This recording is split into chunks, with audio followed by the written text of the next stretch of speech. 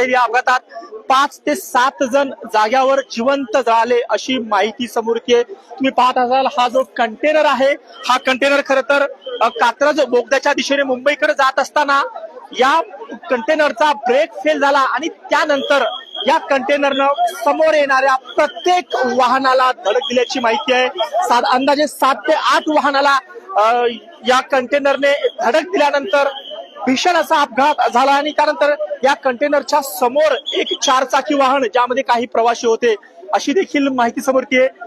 या ते 4 चाकी वाहन या कंटेनरच्या समोर आलं आणि पुढच्या अशा दोन्ही वाहनाच्या मध्ये हे 4 चाकी वाहन अडकलं आणि यामध्ये असणारे काही प्रवासी जाग्यावरच जिवंत झाले अशी देखील माहिती समोर येते। अंदाजे पोलिसांनी आता काही वेळापूर्वी दिलेल्या माहितीनुसार या भीषण अपघातात 5 ते 7 जणांचा मृत्यू झाला असण्याची शक्यता वर्तवली आहे।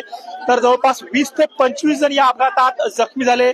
आपण पाहू शकता पुण्यातील नवले पुलाजवळचा ही भीषण दृश्य आहेत।